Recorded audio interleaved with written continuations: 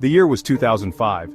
Massachusetts buzzed. The streets were alive with the usual hustle and bustle, but there was something different in the air. It wasn't just the typical chatter of daily life, it was something more intriguing, more electrifying, not with the usual humdrum, but with whispers. Whispers that carried a sense of excitement and anticipation. People gathered in small groups, their voices hushed, but their eyes gleaming with a shared secret.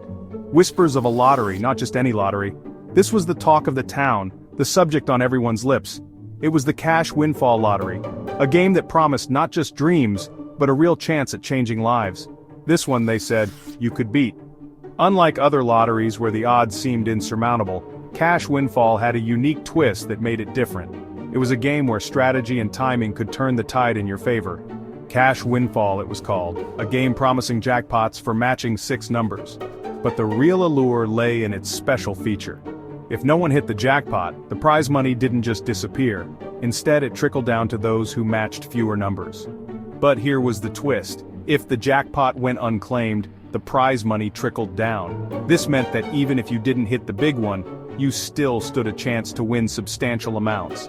It was a game that rewarded persistence and cleverness. Ordinary folks, retirees, math whizzes, they saw an opportunity.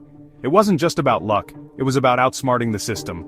Retirees with time on their hands, groups of friends pooling their resources, and even mathematicians crunching numbers, all were drawn to the promise of cash windfall. A chance not just to play the lottery, but to outsmart it. People began to study the numbers, analyze patterns, and develop strategies.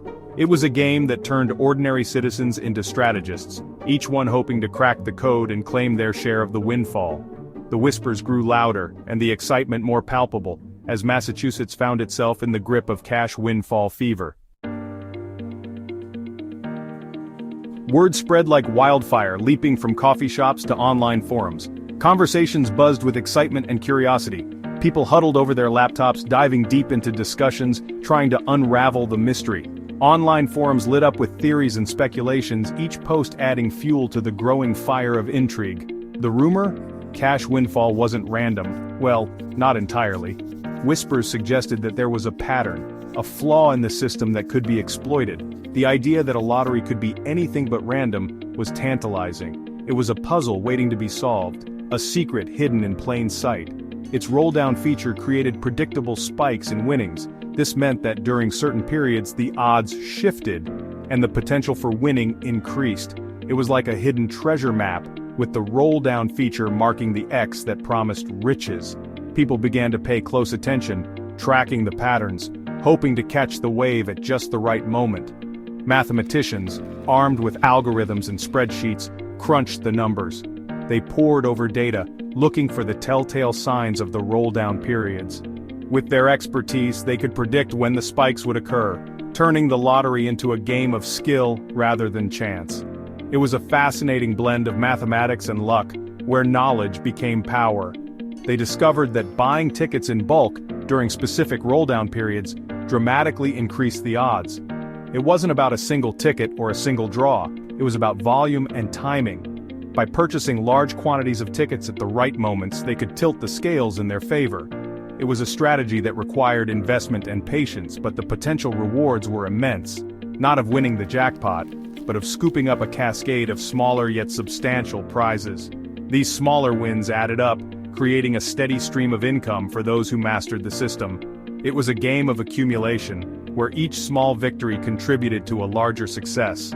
The flaw in cash windfall had been exposed, and those who understood it could reap the benefits, turning the lottery into a reliable source of profit. Groups formed, pooling their money, buying thousands of tickets. These groups, often called lottery syndicates, were made up of friends, family members, or even co-workers who shared a common goal: to increase their chances of winning the lottery. By pooling their resources, they could afford to buy a large number of tickets, significantly improving their odds. This collaborative approach not only made the process more affordable, but also added an element of camaraderie and shared excitement. Some, like a group of MIT students, used sophisticated statistical models to maximize their returns. These students, leveraging their knowledge of mathematics and computer science, developed algorithms to identify patterns and trends in lottery numbers. They meticulously analyzed historical data, looking for any anomalies or biases that could give them an edge. Their approach was methodical and data-driven, turning what many considered a game of chance into a calculated strategy. Their efforts paid off, as they managed to win substantial amounts, proving that with the right tools and knowledge, the odds could indeed be beaten. Others relied on simpler strategies, buying every combination within a certain number range. This approach, while less sophisticated, was still effective. By ensuring that they had a ticket for every possible combination, they guaranteed a win if the drawn numbers fell within their chosen range. This method required significant financial investment and meticulous planning, but for those who could afford it, the results were undeniable. They too saw their fair share of wins, proving that sometimes brute force could be just as effective as finesse. These lottery syndicates were winning and winning big. Their successes were not just isolated incidents but rather a series of consistent wins that caught the public's attention. Celebrations were grand, with winners often throwing parties and sharing their joy with their communities. The sight of ordinary people suddenly finding themselves with life-changing sums of money was both inspiring and aspirational.